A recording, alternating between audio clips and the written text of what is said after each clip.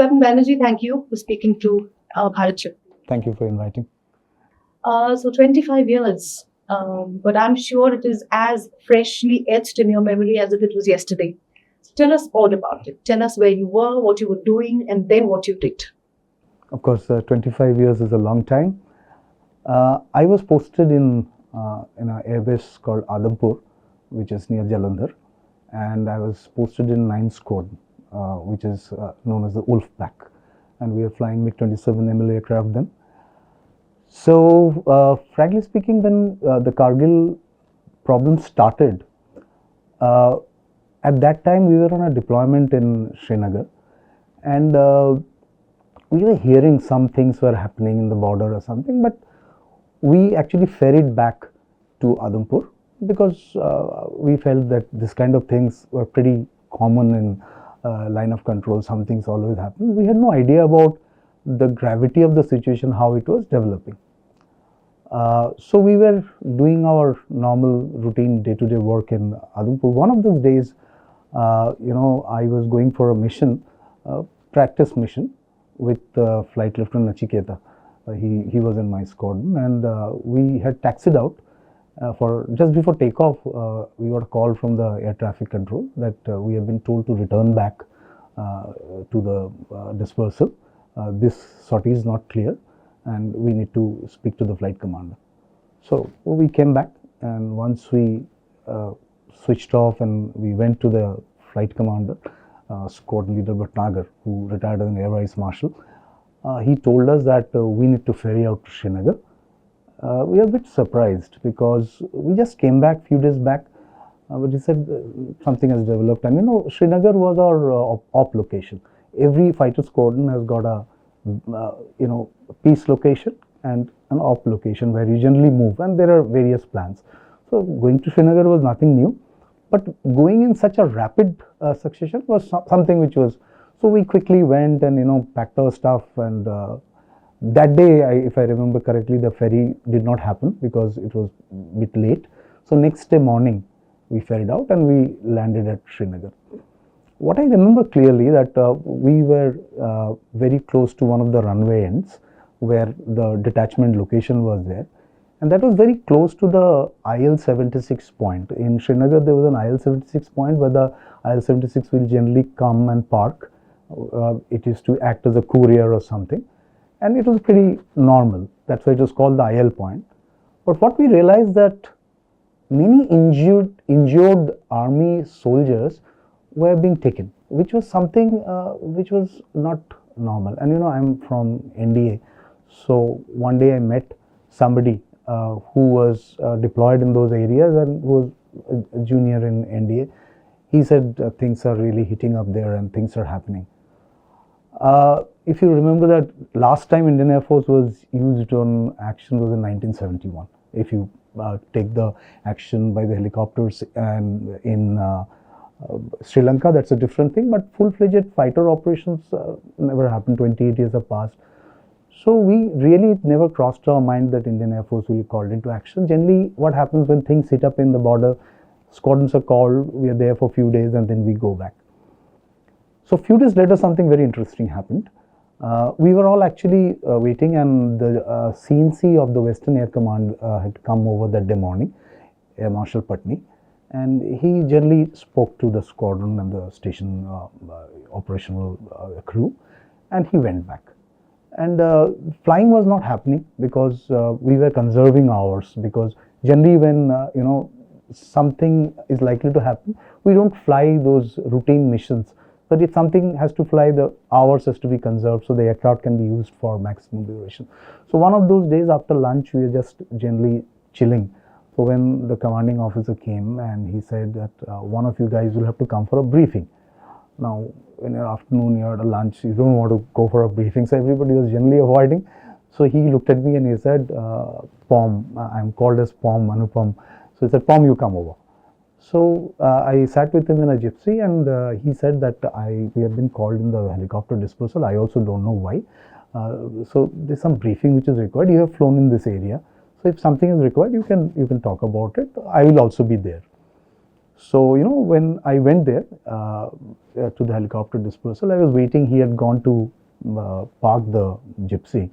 By then, I saw a vehicle coming in, and the AOC got down from the Air Commodore MD Khanna, and he told, "Get inside this helicopter. You're from 9th Squadron, right?" I said, "Yes, sir." He said, get inside this helicopter. So I didn't have time to really observe and tell him that I'm waiting for my CO. I just got inside the helicopter, and I saw there's a helicopter pilot who was there, who was one course junior to me. So I asked him, "What are you doing here? I thought you should be in the cockpit." He said, "I don't know. I've been told to sit here." And unusually, there were not many people in the helicopter. So when we sat there, somebody entered. I could see from my peripheral vision that with a little grayish hair, but I couldn't see his face and didn't recognize him. So he went inside, and there was one more gentleman who was sitting there. He was wearing a flying overall, and he was not wearing any rank or name tab. So the helicopter started. I was a little worried because my CO had told me that you wait here. But anyway, since the AOC was there, the helicopter took off. And when the helicopter took off, this gentleman was sitting opposite us without any rank badge. I could make out he was probably some officer. He looked like one. So he called me. He said, "Between you two, who is from the fighters?" I said, "I am." "And you are?" He said, "I'm Group Captain Bahadur." Group Captain Bahadur later retired as Air Vice Marshal Manmohan Bahadur. So he was that time the AA to the Chief of Air Staff. And he said, "Go inside the cockpit. Chief wants to see you." I was in a big shock. Frankly, I didn't even realize that we were flying with the Chief of Air Staff. So when I went inside, I saw, the CEO of the helicopter squadron, Wing Commander Sinha. He got a Veer Chakra in the Kargil operations, and Air Chief Marshal Tipnis was sitting. So I was told to sit between them. And he said, "Which aircraft do you fly?" I said, "I'm MiG-27 pilot." He said, "Yeah, okay, so I just want to see what is happening here. So I want a young pilot's view also. Whatever I ask you, you answer." That day the weather was not very good, but we could see Tiger Hill from far. And when he asked a few questions, which I answered. And when we are coming back, so he told that, we expect to be in the operation soon. And what do you think?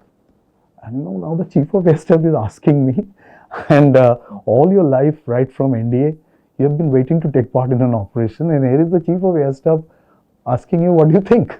So I said, "Sir, we must, because if Army requires our help, we must." And he asked a few more questions. He told, he gave some instructions to the helicopter commanding officer that how the helicopter needs to be dispersed and all. And there were butterflies flying all over the tummy, because you could make out that something is going to happen. Now, this is the moment you've been waiting for. So we landed back. Once we landed back at the air base, I was told to go to the base operation center where everything, and I was told not to talk about this. So when I went there and I reached, by then, most of the pilots from all over Western Air Command has been brought into Srinagar. And when I went there, my squadron mate started asking, "Tu kahan gaya tha? Where did you go?" I was told not to. I said, I went for a small recce sortie and all that. And everybody was very upset. Why is he acting pricey? All this conversation was going on when the chief walked in. He was not wearing any rank either, not his name tag. So somebody recognized that the chief is amongst us. So there was a hush, and everybody said, "Chief, chief." And then chief said, "Good that you recognized, then sit down." And he asked for, if I remember correctly, General Puri also. He said, "We'll wait for General Puri, he's coming in." I don't remember, probably 15 Corps commander. If I'm not wrong, it was General Puri that time.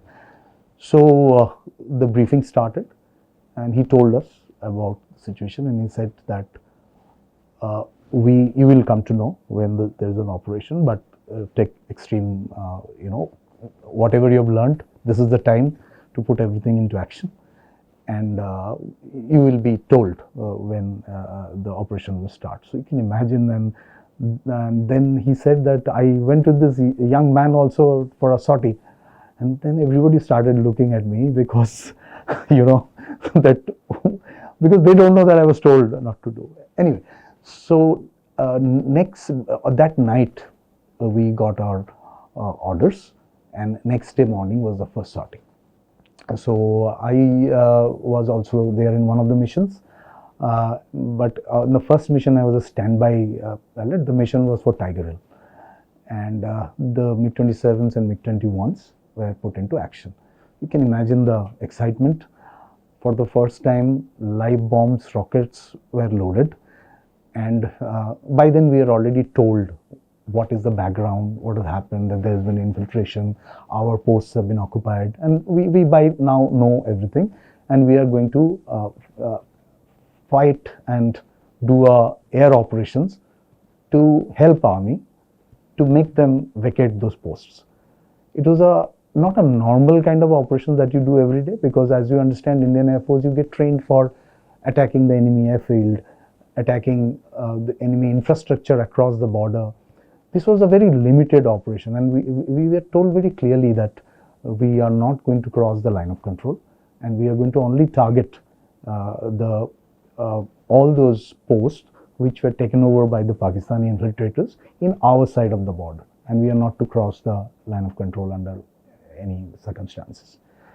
The operation is very big, but there are a couple of things which I must tell. Is that on the second day of the operation, I had gone for a mission over Jubair top, and it was supposed to be a search and attack mission where you're supposed to see some targets being eliminated by army and then attack, and it was done properly.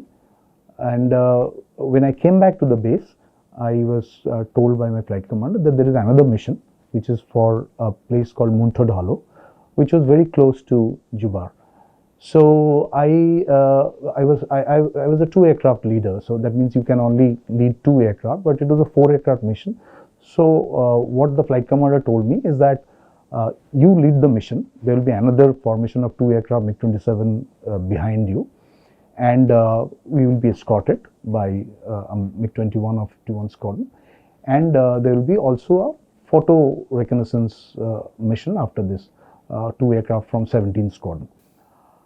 Now this was a very happening mission, because our formation consisted of me and Flight Lieutenant Bhupendra Khatana, and the next formation, ours was the Boxer formation, and the next formation was the Haina formation, which was being led by then Squadron Leader Mandokot and Flight Lieutenant Nachiketa. And we were escorted by 2 aircraft of 51 Squadron, and there was 2 aircraft which was supposed to do a photo assessment. The leader of that mission was Squadron Leader Ahuja. So was from 17 Squadron, he was the flight commander of 17 Squadron. So we all went for the mission, and during the mission I dropped the first bomb over Montodalo. In fact, Montodalo was one of the targets where you could see clearly some movement, because most of the other targets were something which were over the hilltop. It was not clearly visible, because what you have to understand that the Indian Air Force was one of the first, or rather is the first Air Force to fight at such altitude. The base altitude for most of the targets were around 5 kilometers, 5,000 meters. Now you can imagine if you have to put a dive attack, you are operating from a much higher height, and these are not regular things, because targeting a small bunker on top of a hill with a bomb is very difficult task, because you are, even if there is a little difference in your parameters, the bomb might overshoot or undershoot, and your own army is actually trying to climb those hills. So it was actually very, very difficult. But Montodalo was a different kind of a target. It was a flattish base, a logistical base, where they were putting the supply to this spur running onto the Jubair top, and also it was in Batalik sector. So I dropped my first bomb, and then Khatana dropped his bomb, and then the other 2 aircraft were supposed to drop. There was some issue where he couldn't spot the target, so he came for another run, and Nachiketa was also there. He did his weapon, but you generally don't leave your wingman, so he was also there.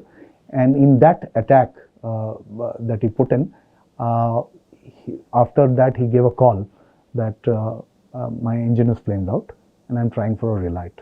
So I was a bit away from the target, but now we have just bombed a target where there is enemy, and one of the formation members is telling that the aircraft is flamed out. So frankly, as a young flight lieutenant, I didn't know how to react.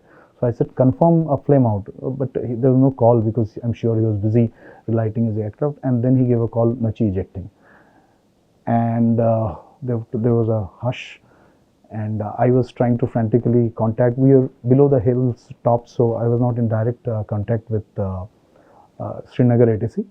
But I got a call from Squadron leader Ahuja, because he had taken off by then, and he was relaying my calls to Srinagar. And there was also a helicopter which was below, who was hearing our calls, and he said, okay, I'm heading back towards that side, because now everybody is in a panic mode, and everybody wants to put in his help. So Coordinator Ahuja gave me a call, and I told that Mando Court is there over the target area trying to look for the aircraft. And then I changed over to air traffic control. So by the time I landed back, I was told that even Coordinator Ahuja's aircraft was shot, and he also ejected. So that was a very happening mission, where two of the people whom we had just walked in the morning for a sortie, and we don't know what is their fate right now, whether they're alive, whether they're with us or they're with the enemy, no news. And those were not the days of some great communication, so things were not coming. By the evening, I remember the chief and the CNC flew in, and he asked us about the full thing. Me and Mando Court were called for a briefing, and we are asked whether we crossed the line of control or not. This is the time when Indian Air Force came to know that Nachiketa was taken as a prisoner of war by the Pakistan Army, and Squadron Ahuja was probably dead, because he was that message was not very clear, but this was probably the message which came from Indian High Commission in Islamabad. But I was too junior for all this, so I could make out while the chief was talking to us, probably this message came to him, and we are told to go out. And but I could sense that this is the thing. So thereafter, there was the attacks that we are doing was kind of a normal conventional attacks. Then we had a change, we had a tactical pause, and next day there were helicopters which went for an attack over Tiger Hill. Now Tiger Hill is a very important feature, because from there you could actually have a clear view of the entire Dras and that area, and that highway which is going could be interdicted very well if somebody is guiding your fires from there. So Tiger Hill was one of our main target. Also Tololing, we had already attacked Tololing previous day. So I'm not getting into the entire detail, but the helicopters which went for this, you really have to understand that on those days the helicopters did not have the countermeasure system, and they knew that there was already Stinger missiles were there with the infiltrators. So they actually went on to the harm's way, knowing fully well that they are not fully protected. But that is the spirit of Indian Air Force. When you are given a task, you have to do it, and you do it. But you know what happened that day? One of the helicopters was shot down, and we lost our two officers and air warriors to that. So there was a lull for some time, because now we have two fighters and one helicopter which was down. But this was just a strategic pause, tactical pause rather, and then we went on to the operation with full vengeance by changing our tactics. So the Indian Air Force, in this entire course of operation, did a lot of things which were never done before. We were not very familiar with the global positioning system. They were just coming in. So I remember having flown the first sortie of global positioning system fitted in aircraft to just familiarize, and the second sortie was something where I took the system, used the system to bomb a target. And there are a lot of new things which are being tried out. One of the things which I must tell is that the Mirage 2000s were bought in because, like I told you in the initial thing, that the targets by those normal bombs, they have got a error probability. You don't always hit the target right there. But in a plain flat land, if a 500 kg bomb or a 1000 kg bomb is falling 10 meters away or 5 meters away, the damage effect is still the same. But this is not the case in the hills, because in the hills, if the bunker itself is 3 meter on top of diameter, and thereafter it is falling down, so you can imagine if you have missed it even by 5 or 6 meter, 10 meters, the bomb is actually falling below and it is missing. So there was a requirement of precision attack, and Indian Air Force has never done this precision attacks before. So this is the time when Indian Air Force did some great engineering work by converting with some kits that we received from some of the friendly countries, where the normal bombs were converted into smart bombs. And this effort was done in quick time. You can imagine, an operation is on, the needs are felt, and in such a quick time, you have to convert something. The aircraft is programmed for certain number of bombs, certain types of bombs. The computer has to be programmed accordingly, where you need to tell him that yes, this is the bomb you're carrying, but actually it's some other bomb. There are many other factors which are loaded into the computer, the bombs, parameters and all those things. For all that, calculations were done, were fed in, and what happened is that the famous visuals that you see over Montrodalo or over Tiger Hill, where the Mirage 2000s did a precision bombing, and the bombs hit the targets right on top of them. I think this was one of the major turning points of the entire operations, because I don't think the Pakistani army expected, first of all, that the Indian Air Force will be brought into action. But when that happened, still with the normal bombs, probably they were not as much as effective as Indian Air Force would have liked it to be. But when the precision bombing started, then it was, they could have come any time of day and night. We were doing night bombings also. So there were bombs falling all over, precision bombing happening. Many of our bombs are also hitting the target, So this entire thing really unnerved, I feel, the Pakistanis. And at such high altitude, I don't think any other Air Force has ever done an operation before. So there was so much of learning, the aircraft characteristics, parameters, everything that we are doing, we had to learn on the job, and on the job into an actual operation. So I have a feeling that this entire thing of Indian Air Force, what we have done in Kargil war, is not really very well chronicled, because this is something where which should have been chronicled, because it is not always about what you achieved, how many targets you achieved. It is the way you went about the operation. It is on the go, how you adapted the operation, how you used your limited capability and enhanced that for better effect. And Indian Air Force used all its fleet. There were certain restrictions which were imposed upon us in terms of altitude. I told you the line of control could not be crossed. Aircraft had certain limitations. For example, the attack helicopters. We had in the Russian helicopters those days, they were not capable of flying in those high altitude for a attack mission. So one of the reasons that time that the requirement of such an attack helicopter was conceived, and the result is today where the Prachand helicopter has come up, where it is an attack helicopter which can fly on those altitudes. But this kind of, Himalayas is with us and between our neighbors. No other country has got such high hills. So nobody needs to design something towards this. It is our very specific requirement to fly in such high altitude, and fighting at such high altitude doesn't happen anywhere else in the world. So this high altitude warfare of Indian Air Force is something which I feel needs to be chronicled well. And I am very proud that I could take part in this operation. The operation lasted for almost 2.5 months. towards the end, we kept bombing the targets, and the night bombings. They are very interesting because in those areas, you had peaks which were jutting up to almost 7,000 meters, and when you're flying at night, they appeared very, very close. But How many missions did you fly up there? I have flown more than 30. I don't remember the 30.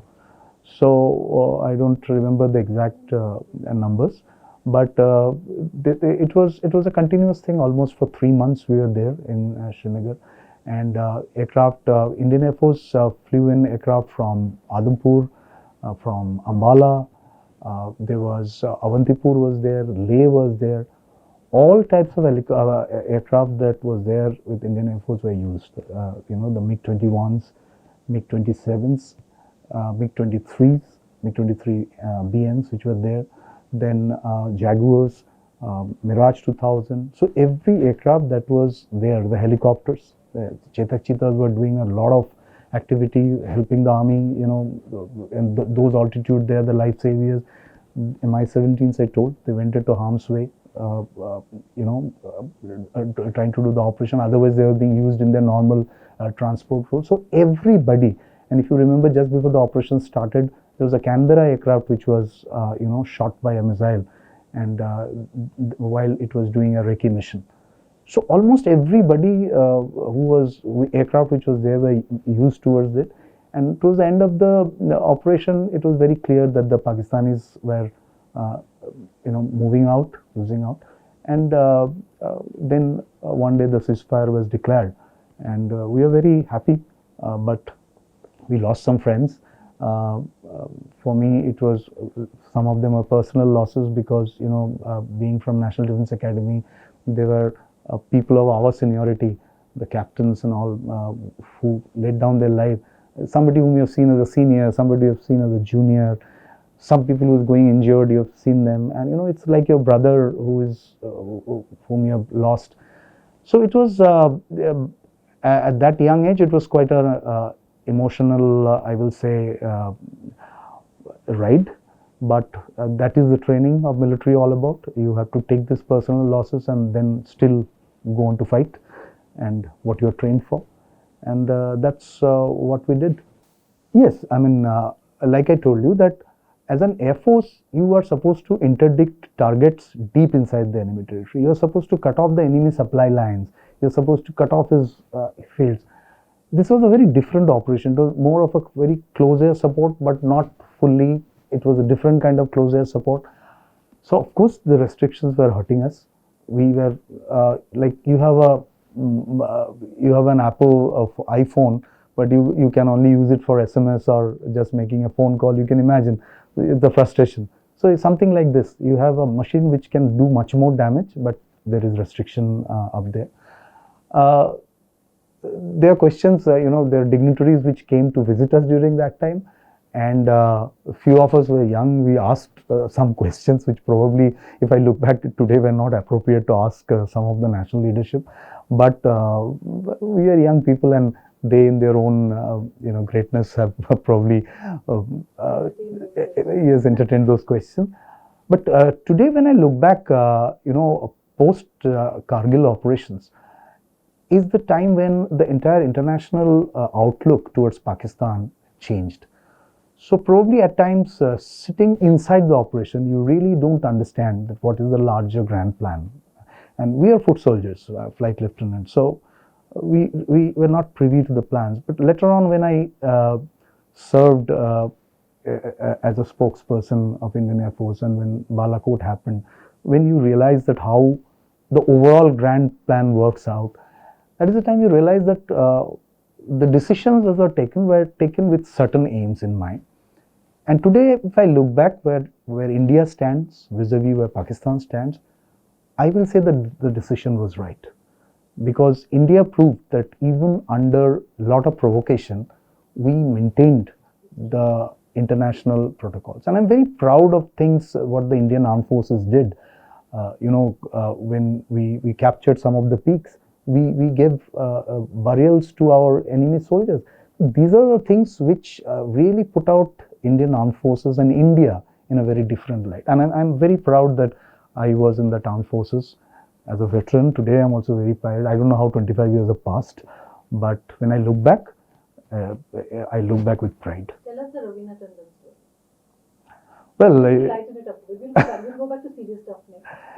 yeah, so what happened was that, we were dropping bombs. Like I told you that our squadron was very close where people were injured and they are coming back. So the air warriors who prepare the aircraft, without whom we really cannot fight, because they are the ones who prepare the aircraft, load the bombs, but they're not taking part in the operation directly. It's the fighter pilot or the pilot who's going and dropping the bomb. So somebody, I don't know whom, in our squadron came up with this idea to write graffitis in the bombs. So there were some very interesting graffitis. This is a gift to Nawaz Sharif from Ravina Tandon. In one of the bombs, it is written "Jor ka jhatka dheere se lage." It was one of the punchline of one of the soft drink ad those days. Another soft drink ad was made very popular by Major Batra, Captain Vikram Batra, when he said "Dil mange mo." That was also a soft drink. So those days, those soft drink ads used to be very catchy. So, and there are various things to gift from to Imran Khan from Zinat Aman, and all kind of things people wrote, and bomb with a lot of awaj and stuff like that. And we didn't realize that those graffitis and those photographs 25 years later will also circulate in internet. Those days there was no internet, because I see one of my photograph where I'm sitting next to a bomb where it is written "Jor ka jhatka dheere se lage" being circulated over the internet, and somebody will forward me, "Sir, I saw your photograph." So the air warriors took out their vengeance by then. And it happened, it so happened that some of the Bollywood actors and actresses, they came to meet us in the airbase. And Ravina Tandon was also one of them. And she asked that, "I want to see that bomb." So somebody told that, "Ma'am, that bomb has already been dropped." So it is probably on one of the Pakistani posts now. So yes, when you look back today, it was fun, because when you're in operation, there is already so much of tension. There has to be some kind of a pressure release. So this kind of, so everybody contributed to those graffitis. And not that enemy would have read those graffitis, but we felt good that the graffitis were written. One of the major issues that was there during the Kargil ops was the lack of proper intelligence pictures and things like that. Because as a pilot, when you go for a mission, you want to see the target, how it looks, because you've got very less time when you're in a dive to just see, acquire the target. You need to identify the target and bomb over such things. So those photographs and all were not very easily available. The int apparatus, we did not have those kind of platforms. This is one thing which immediately after Kargil, the acquisition of the UAVs and various other platforms, which gives us an edge today in terms of the intelligence gathering, because it's the intelligence pictures of the whole thing which sets an operation in its mode. The more you prepare on ground, the better chances of you to win the war in air. I told you that that was the first time that Indian Air Force used those precision weapon. You saw thereafter whatever many other operations which happened all over. It is the precision weapons which today is the game changer. And Indian Air Force has made the right steps to acquire many of them. Today, most of the bombs that we drop are mostly precision weapons.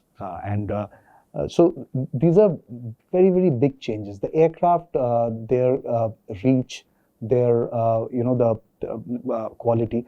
One thing was, of course, I will say that during that time when the Kargil operation was happening, they had F-16s. But we had an edge in terms of the missiles that our fighters had. We had a better reach. So the F-16s, though were flying very close, because they used to be picked up by the radar of the air defense aircraft, but they never came close to us, probably because of our better missile ranges.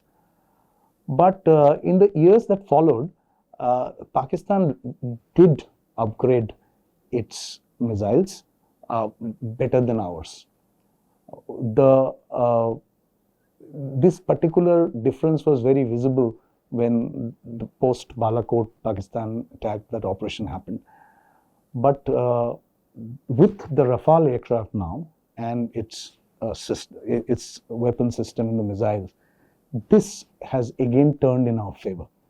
So this is something where there was a little delay, because the fighter aircraft that we were supposed to procure got unnecessarily delayed quite a lot, because the aircraft that we flew then, we are still flying after 25 years. MiG-21s are still flying, though of course it's flying as a Bison upgraded aircraft, but they're still flying.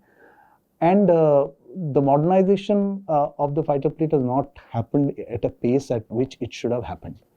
So this is one place where we are still lacking, but in other places like the helicopters or the transport capability or the int and reconnaissance capability, there the changes have been very high. Fighters have also improved, but as a fighter pilot, I will say that 25 years later, where we should have been, we could have been at a better place. Did you feel jealous of the people who went into Balakot? Do you want to be one of them? Of course. And we went to. Who doesn't want to be? But I was probably a bit old for this, and you have to move aside and give chance to the younger generation. You cannot be there everywhere. But I did get a chance to fight the information warfare. Thank you so much. Thank you.